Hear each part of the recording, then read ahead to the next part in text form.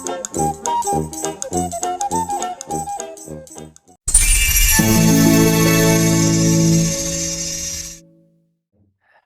Sobat Bapau semua, para sahabat pendidik dan tenaga kependidikan seluruh Indonesia. Selamat berjumpa kembali dalam acara Bapau. Bapau adalah bincang-bincang ala Pandawa Wirakusuma. Kami dari Pandawa Arta Wirakusuma, sebuah yayasan pendidikan yang bekerja di bidang pendidikan, akan membahas beberapa isu-isu pendidikan, khususnya untuk Indonesia kuat, karena guru-guru hebat. Ya.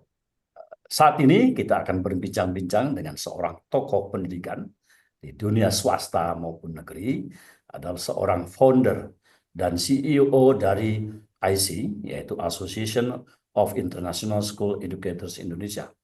Sebuah asosiasi untuk guru-guru yang bergerak di bidang SPK. Apakah itu SPK?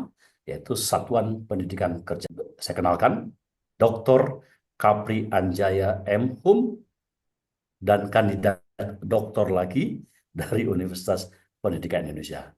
Beliau selain founder dan CEO dari IC, beliau juga pernah menjadi pengelola SPK selama 18 tahun, konsultan pendidikan, dan anggota Badan Akreditasi Sekolah dan Madrasah Nasional selama 55 tahun, dan beliau sekarang menjadi Deputy Director SPK, yang saya lupa namanya, nanti kita tanyakan ke beliau, SPK di Kota Batam.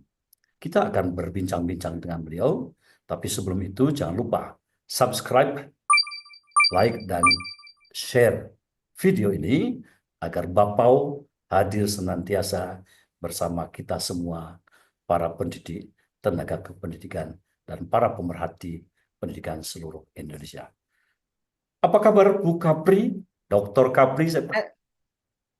Halo Kang Pranata, senang sekali bisa ketemu Kang Pranata.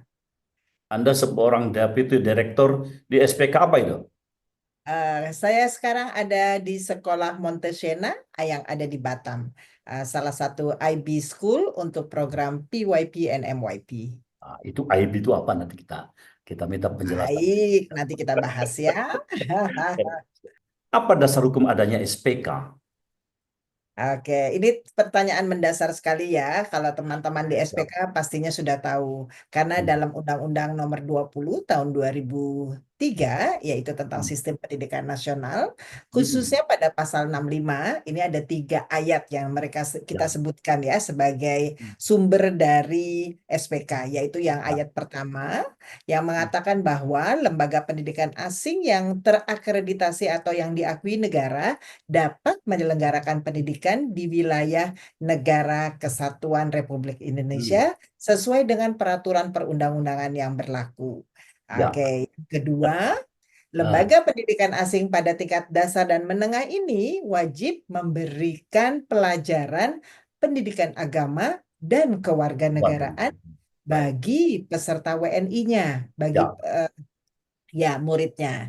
Dan yang ayat ketiga, penyelenggaraan pendidikan asing ini harus bekerja sama dengan pendidikan di Indonesia ini, di wilayah kita, dengan mengikut sertakan tenaga pendidik dan pengelola warga negara Indonesia. Itu, Keren ini. Kak. Keren ini. Ya, dan tapi Tapi selain itu, Kang, ya. ada Permen 31 juga, yaitu tahun Hmm. 2014, Hmm. khususnya bicara tentang penyelenggaraan pendidikan kerjasama Ya. ini. Dan tentunya di dalam Permen 36 tahun 2014-nya, itu 31 ya. 31 ada dan kemudian 36. Oke. 36 itu tentang pedoman pendirian dan pengelolaan SPK. Baik. Baik. Kalau tidak salah, orang banyak salah merujuk ya ke pasal 50 Undang-Undang Sisdiknas. Padahal itu bukan SPK, itu adalah sekolah bertaraf internasional ya.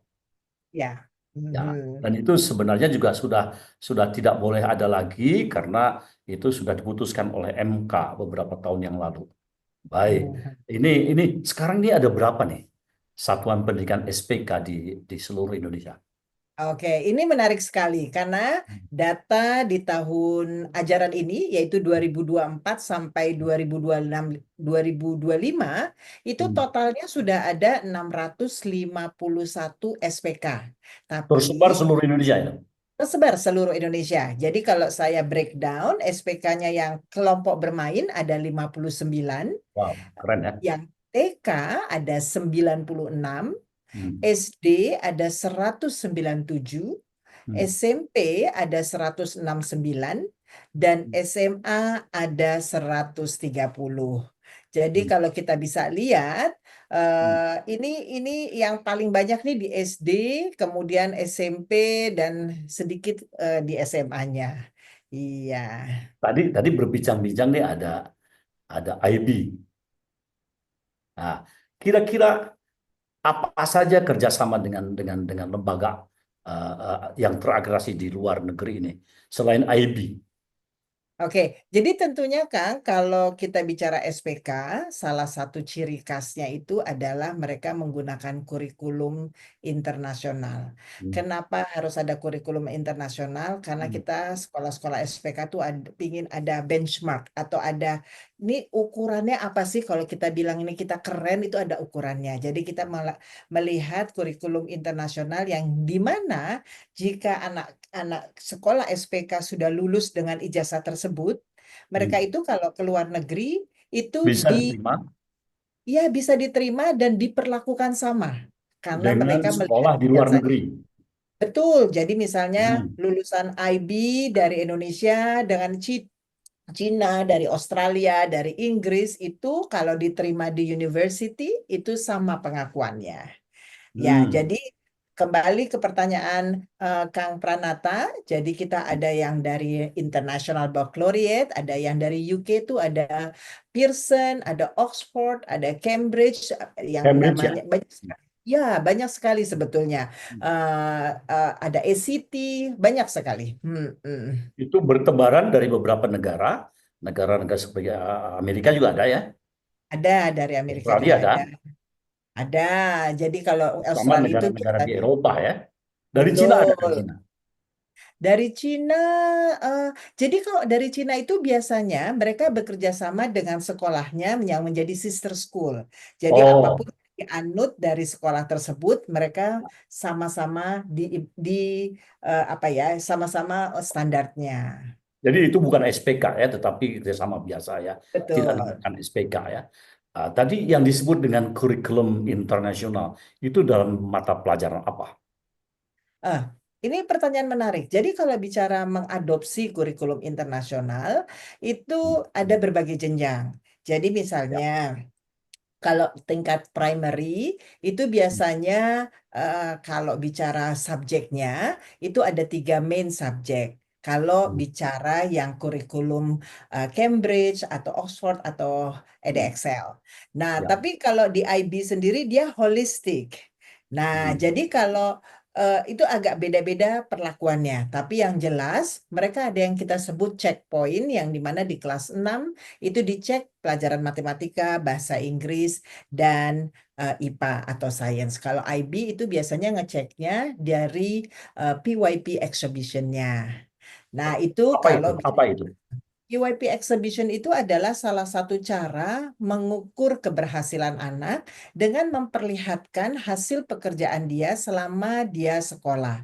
Nah, itu ada Hmm. presentasinya, mereka memampirkan pekerjaannya, gimana Hmm. cara bekerjanya, apakah jadi dari proses dari hulu sampai hilir itu diceritakan dan Oke, anak mampu mengungkapkan apa yang harus yang telah dia kerjakan. baik. Nah, itu salah satu ciri khas sekolah SPK. Jadi selain kurikulum, Kang Pranata, juga Hmm. ada yang namanya penggunaan bahasa pengantar.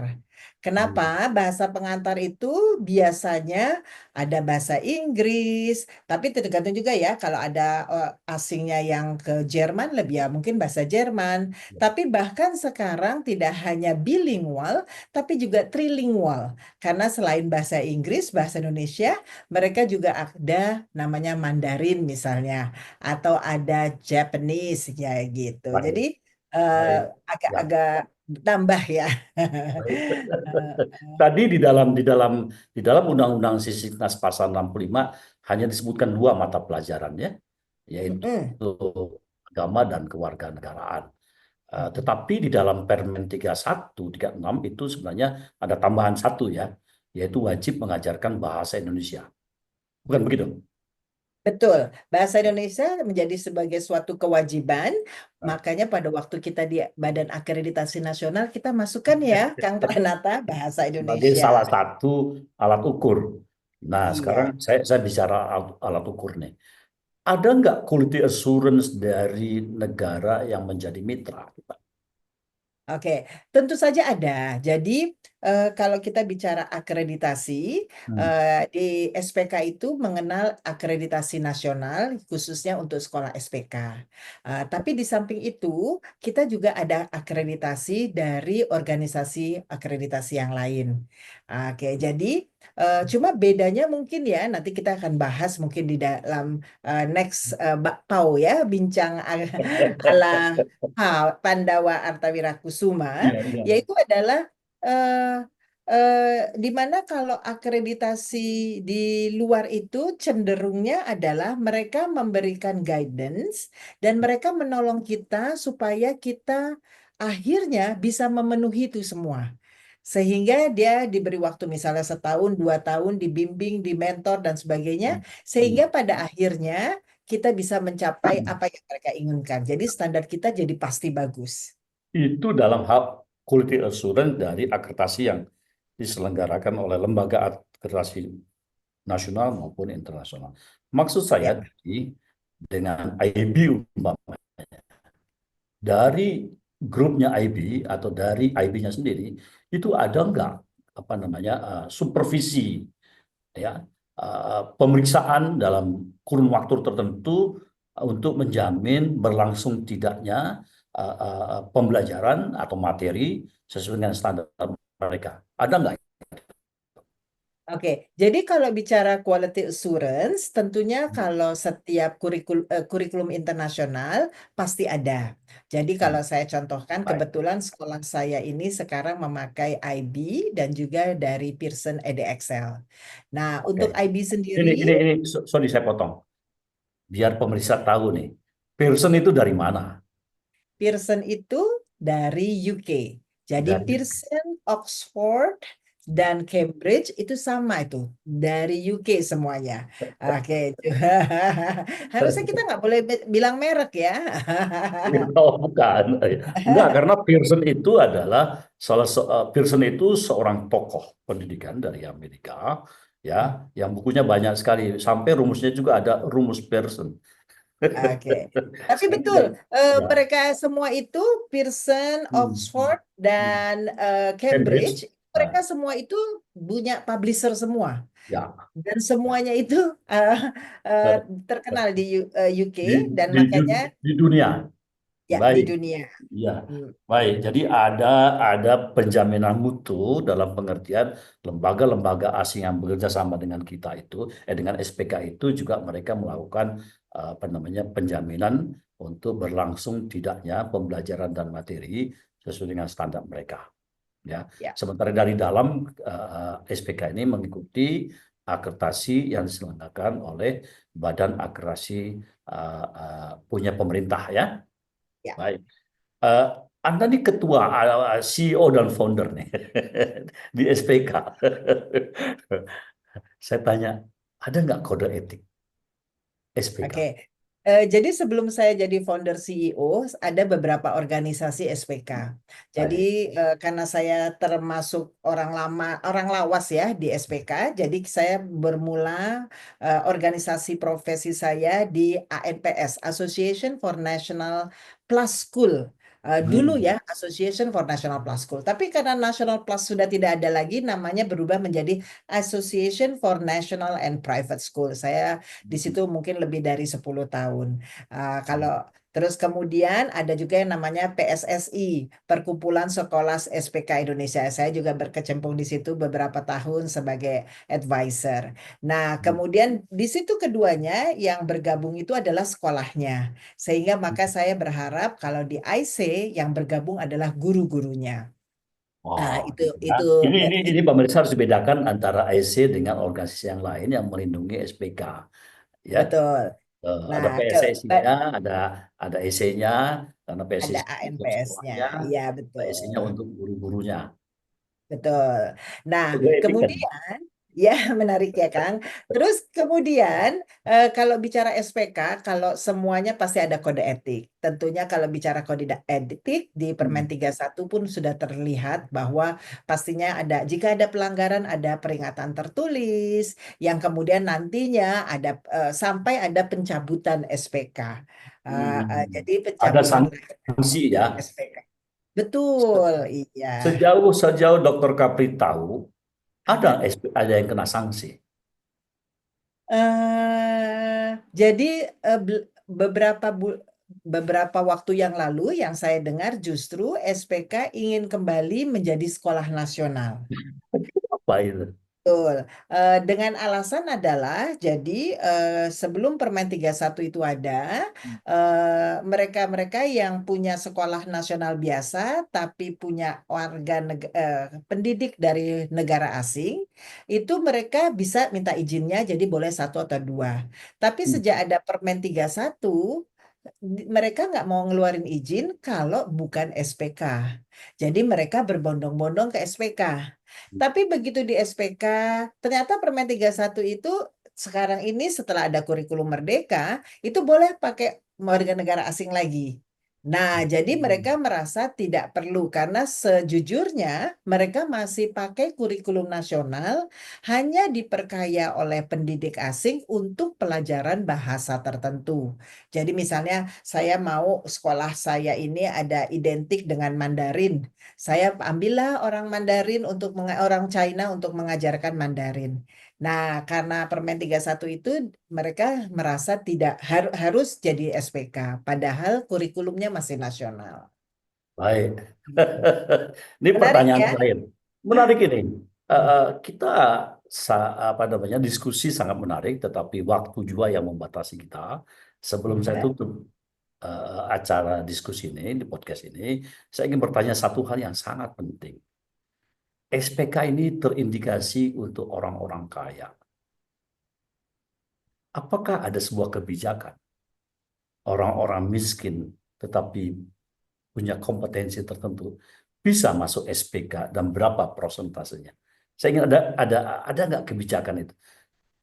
Baik, ini sangat menarik ya. Jadi betul, SPK itu bervariasi bicara soal biaya pendidikan. Tentunya kalau sebagai seorang guru mungkin susah ya anaknya sekolah di SPK karena harganya biaya Ah, pendidikan itu sangat-sangat eksklusif ya kalau saya bilang. Nah, hmm, karena itu program beasiswa itu diberikan. Jadi banyak hmm, sekolah SPK itu juga memberi program beasiswa untuk anak-anak yang berprestasi tentunya dan dari keluarga yang kurang mampu. Nah, juga yang kedua ada subsidi silang hmm. tentunya. Jadi ada yang mampu Ah, bayar sedikit, yang kurang mungkin diturunin sedikit. Yang ketiga adalah kalau menjadi guru di sekolah SPK biasanya hmm. dapat potongan, Kang. Ini contohnya saya, Kang. Tahu ya, gaji guru anak saya 18 tahun saya di sana. Nah, jadi anak-anak saya dapat potongan untuk bisa Keren. skripsinya. Dan anak Dokter Kabri ini tiga tiga laki-laki sekarang semua ada di luar negeri ya. Betul, mereka adalah lulusan dari sekolah IB, diploma, Hmm. Hmm. yang dua, yang nomor satu dan nomor dua, dan yang nomor tiga lulusan IB untuk sertifikatnya. Dan sekarang bersekolah di luar negeri semua ya. Ya, tiga-tiganya sudah ada di New Zealand sekarang, Kang Pranata. Dan Hmm. itu mahal apa enggak? Eh, jadi untuk biaya awal itu Hmm. kami berusaha untuk mencukupi. Hmm. Jadi dicari yang sesuai dengan kantong kami dan Hmm. kemudian Kemudian setelah tahun kedua, Hmm. kelebihan dari anak-anak yang ada di luar negeri itu, dan karena bahasa Inggrisnya mereka sudah terbiasa, mereka bisa mendapat kerja yang di mana 20 jam dari 40 jam waktu kerja itu mereka boleh Sebagai bekerja. junior ya, dan Betul. jadi hanya dana awal saja yang berat, tetapi tahun kedua itu mereka sudah bisa mandiri. Betul. Jadi saya tahun Bahkan kedua sudah tidak kasih lagi allowance per bulannya. Mereka sudah bisa cari sendiri. Anak saya sudah mandiri. Dan itu yang kita baik, harapkan dari orang tua ya. Mereka mendapatkan degree dan juga mereka mendapatkan life skills. baik. Eh, sobat sobat Bapak seluruh Indonesia, para pendidik dan tenaga pendidikan, ini menarik. Tema ini sangat menarik untuk kita simak, tetapi karena waktu yang sangat terbatas, kita akan batasi dulu sampai saat ini. Hal yang sangat poin yang terakhir tadi eh, terindikasi kalau SPK itu adalah sekolah kaya, sekolah orang-orang, sekolah yang mahal. Tetapi Dr. Kapri tadi mengatakan ada beberapa mekanisme yang memungkinkan kalau anak-anak yang kurang mampu tetapi berprestasi juga bisa masuk SPK. Dan lulusan SPK itu yang banyak teruji, uh, putra-putra beliau, bukan putri karena beliau punya putra saja. 3 orang putra lulusan IB, lulusan SPK, dan sekarang sudah settle di New Zealand. Uh, Terima kasih Dr. Kapri sudah bersama-sama dengan Bapak bincang-bincang ala Pandawa Arta Wirakusuma. Selamat berjumpa di lain kesempatan, lain waktu, dengan narasumber yang berbeda, dan tentu saja di acara Bapak. Assalamualaikum. Waalaikumsalam.